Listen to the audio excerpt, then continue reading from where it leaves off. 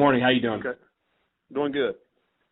Thank you very much for joining us. As a reminder to everyone on the call, this is head coach Scott Satterfield of Appalachian State. If you have a question for Coach Satterfield, please press *1 on your telephone's keypad at this time. Coach, before we get to any questions, you last played on October 12th against Louisiana Lafayette on a Wednesday night. Your thoughts on the win against the Raging Cajuns? Well, I thought we came out and played a great game starting out. Our guys offensively, defensively, maybe our most complete game starting out in the first half. Then our defense continued to play well throughout the rest of the game. Offensively, didn't play as well in the second half. But, it's a big win for us going on the road again. We always have a lot of respect for Lafayette and what they're able to do in their program, Coach Hutt and his staff. So it's a good win for us and puts us at 2-0. And, now we'll get ready to come back home and for homecoming and playing Idaho. Okay, Coach, we'll get to our first questions from Brett Stretlow of the Winston-Salem Journal. Hey, Scott. Just Toronto Thomas has been a guy who hasn't really started any games in his career, but has been productive at times. Can you just kind of describe his talent as a linebacker and probably what it's like for him to just kind of have so much patience through the years as a linebacker for you guys? Yeah, I just, Toronto's number one is just a team guy. I think, he's very unselfish and really never complains about anything. He just works hard and practices hard and really studies the game plan. I mean, over the years, John Law has been starting in front of him, but Law over the course of his tenure here has, had some injuries, had some dings here and there, and Toronto's always real willing to get in there and play and really play at a pretty good level. He's been a very solid player for us over his whole time here. And you mentioned it, he hadn't started any games, but he has played a lot of football. And he's a guy that we can count on when we know he goes in the game. Just one follow-up. Just what do you see out of Idaho at this point? And is Linehan a different quarterback than he's been? I know he's been productive for 3 years now, but what do you see out of that group? Well, I feel like he's been there forever, and he's still not even a senior. I mean, he's a really good player. He's an outstanding player for what they do offensively. He's very steady, very accurate passer, has good size. Not an extremely fast guy, but he's good enough on his feet where he can make plays and get first downs and continue to drive. We've always had great respect for him and what he's been able to do, and I think he had a breakout game last week.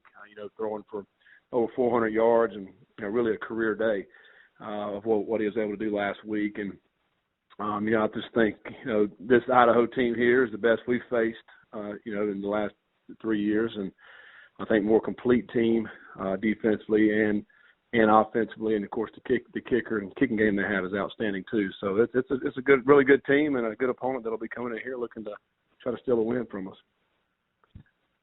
Thank you. Thank you, Brett. Our next questions come from Steve Baer with the Watauga Democrat. Hey, Coach. Are you guys back on a regular schedule now that you got a Saturday game, or how did it go after Wednesday?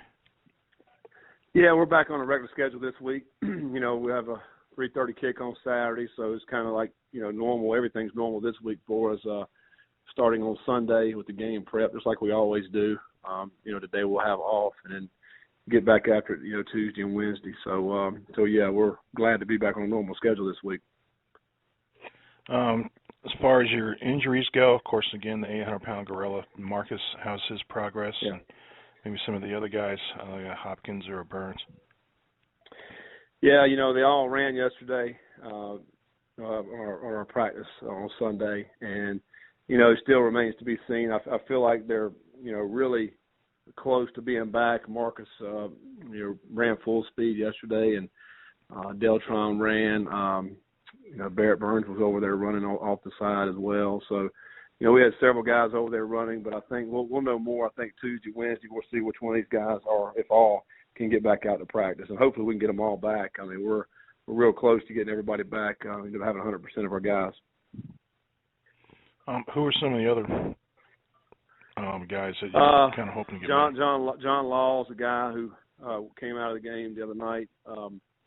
He was over there running as well. He didn't really play. He played maybe 2 plays the other night. And then who else is over there? Exford was over there, who's a backup safety for us, but plays on all our special teams. Deltron was over there running, so he's close to coming back. So I think that's probably the main guys that were over there, but they're all real close to being 100% coming back. And you kind of mentioned a little bit about the Idaho passing game. Did you get a chance to see them on Saturday? I think it was ESPN3 it was on. Yeah, I didn't watch the game. Of course, I've seen it since then.